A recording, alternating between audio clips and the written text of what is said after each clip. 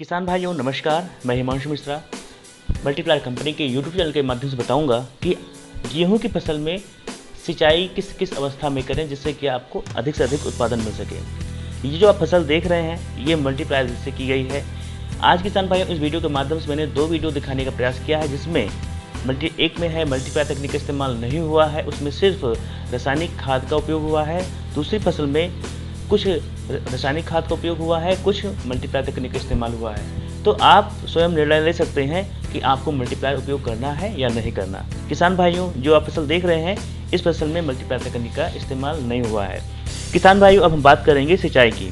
तो सिंचाई में किसान भाइयों भारत में गेहूं की फसल शरद ऋतु में उगाई जाती है, जो कि लगभग 130 दिन का फसल चक्र पूरा करती है।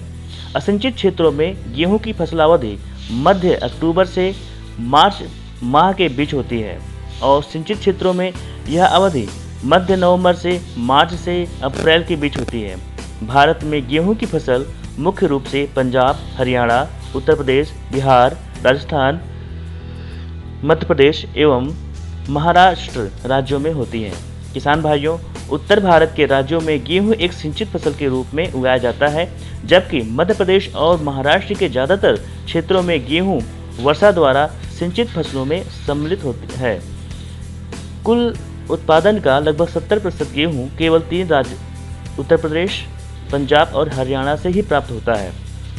किसान भाइयों देश भर में फसलों की सिंचाई के लिए सतही जल स्रोतों का अभाव होता चला जा रहा है। किसान भाइयों जिसके फसलों की सिंचाई के लिए भूजल ही एकमात्र उपलब्ध संसाधन है। पिछले कुछ दशकों से भूजल के अधिक उपयोग के कारण और पर्याप्त मात्रा में वर्षा न होने के कारण भूजल के स्तर में निरंतर गिरावट होती जा रही है। भूजल के जल स्तर में यह गिरावट गेहूं की सिंचाई बुआई क्षेत्र मुख्य तौर पर पंजाब, हरियाणा और उत्तर प्रदेश राज्यों में दर्ज की गई है।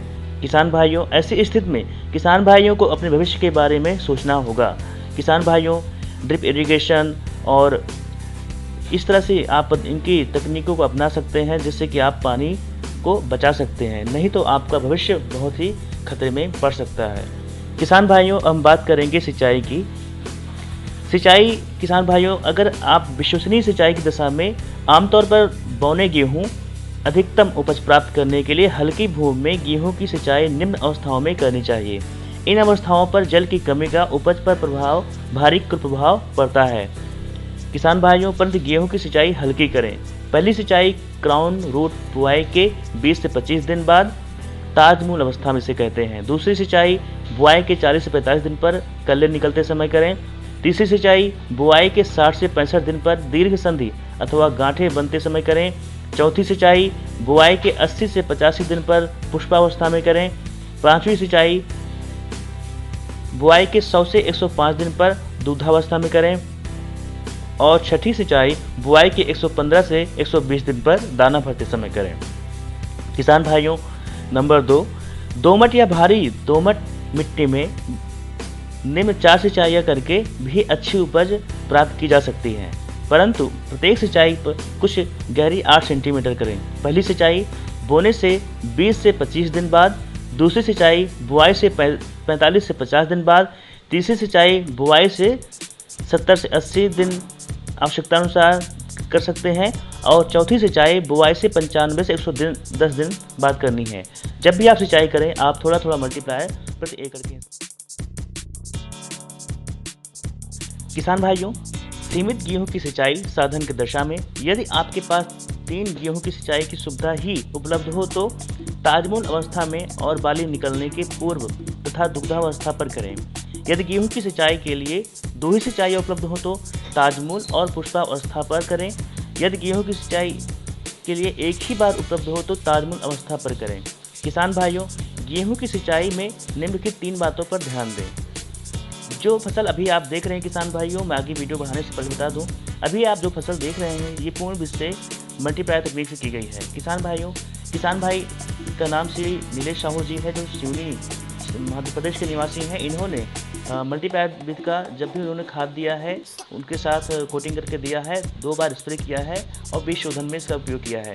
किसान भाइयों अब आप स्वयं देख सकते हैं कि पहले की फसल में और इस फसल में क्या अंतर है। पहली फसल में पूर्ण रूप से रासायनिक किया गया है और दूसरी फसल में, इस फसल में मल्टीप्लायर तकनीक का इस्तेमाल किया गया है। किसान भाइयों, अब हम बात करते हैं सिंचाई की जो मुख्य 3 बातें हैं। पहली बात यह है कि गेहूं बुआई से पहले खेत भली भांति समतल करें और किसी एक दिशा में हल्का ढाल दें, जिससे जल का पूरा खेत में एक साथ वितरण हो सके।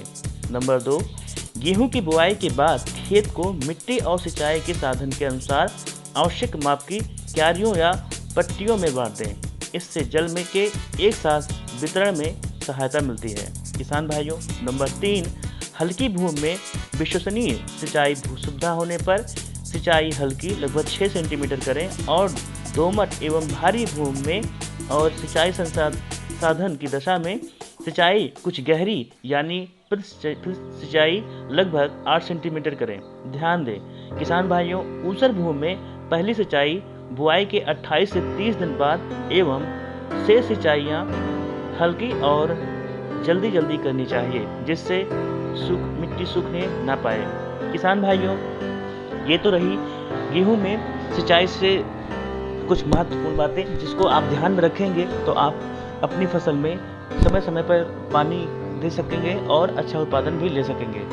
किसान भाइयों, जैसे कि मैंने पहले ही कहा था कि मल्टीप्लायर तकनीक अगर आप अपनी फसलों में यूज करते हैं, उपयोग करते हैं, तो आप बहुत अच्छा उत्पादन ले सकते हैं। जैसे कि अभी इस फसल में आप देख रहे हैं, इसके रिजल्ट जो हैं ये आपके सामने हैं।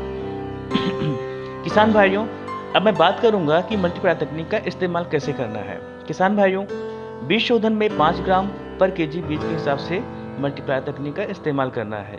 जैसे कि 1 एकड़ में 60 किलो बीज की बुआई होती है, तो उसमें 300 ग्राम मल्टीप्लायर कोटिंग करना है थोड़े से पानी के साथ में। इससे बीज 100% जर्मिनेशन लेता है और उसमें जल्दी जो है ग्रोथ होता है, पौधों में कोई भी रोग जल्दी से नहीं आता है। नंबर 2 बात करें इसकी, जो है जब पौधा बीज बुआई की 15वें दिन पर उसमें 2 पत्तियां आ जाती हैं, 3 पत्तियां आ जाती हैं, तब उसमें स्प्रे करना है। मल्टीप्लायर 250 ग्राम प्रति एकड़ के हिसाब से स्प्रे करना है। इस तरह से आप 10-10 दिन के अंतर पर 3 बार स्प्रे करें, कम से कम 3 बार। जी बिल्कुल किसान भाइयों। उसके बाद ज़मीन से आप स्प्रे जो ज़मीन से दे रहे हैं, तो खाद के साथ कोटिंग करके आधा किलो मल्टीप्लायर एक बार आप दे सकते हैं। इस तरह से 2 से 3 बार आपको ज़मीन से मल्टीप्लायर देना है, तो कम से कम 3 बार आपको आधा किलो करके मल्टीप्लायर देना है। अगर आप 250-250 ग्राम देना चाहते हैं, तो प्रत्येक सिंचाई के साथ में 250-250 ग्राम करके मल्टीप्लायर देना है या फिर खाद के साथ कोटिंग करके देना है। तो किसान भाइयों, आज मैंने आपको जो जानकारी दी है, मुझे विश्वास है कि आपको इससे काफ़ी अच्छा लाभ मिलने वाला है। और सबसे ज़रूरी बात यह है कि पानी जो हमारा भूमि में पानी है, स्टोरेज है, वो धीरे धीरे बहुत तेज़ी से कम होता जा रहा है। किसान भाइयों, आप विश्वास करें, अगर अभी आपने सावधानी नहीं बरती, अगर आपने पानी बचाने का कोई उपाय नहीं निकाला, तो भविष्य में बहुत ही ज़्यादा दुखद परिणाम देखने को मिल सकते हैं। क्योंकि जल के बिना खेती नहीं हो सकती, जल के बिना कोई जीवन नहीं हो सकता। तो इसलिए जल के बचाव करें, ज़्यादा से ज़्यादा आप नई तकनीकों का इस्तेमाल करें, जैसे ड्रिप इरिगेशन है और भी बहुत सारी तकनीकियाँ हैं जिनका आप इस्तेमाल कर सकते हैं।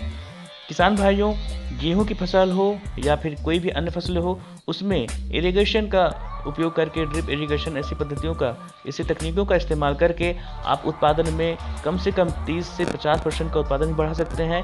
मल्टीप्लायर तकनीक का इस्तेमाल करने से जल में आप अगर सिंचाई कम भी होती है तो भी आपके उत्पादन में कोई विशेष फर्क नहीं पड़ता है। मल्टीप्लायर तकनीक आपकी फसल में रोग मुक्त बनाने में, कीट मुक्त बनाने में, साथ में उत्पादन और उसकी गुणवत्ता बढ़ाने में बहुत अहम भूमिका निभाता है। तो किसान भाइयों, अब आपको स्वयं निर्णय लेना है कि आपकी खेती में मल्टीप्लायर तकनीक का इस्तेमाल करना है या नहीं करना। मल्टीप्लायर मंगवाने के लिए आप दिए गए नंबर पर संपर्क करें। हम आपको आपके दिए गए पते पर मल्टीप्लायर भेजेंगे, आपको शेड्यूल देंगे, जिससे कि आप अपनी फसल में इसका उपयोग कर सकें, इसके परिणाम देख सकें। किसान भाइयों, हम जो आपको शेड्यूल देंगे उसी हिसाब से इसका जो है उपयोग करें। आप इसके अपने हिसाब से इसका उपयोग ना करें, जिससे कि आपको रिजल्ट में लेने में दिक्कत हो।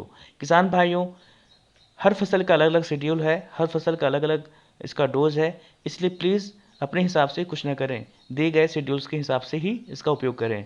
किसान भाइयों, मैं अगले वीडियो के साथ फिर से नई जानकारी के साथ आऊँगा। इसी के साथ जय हिंद, जय भारत।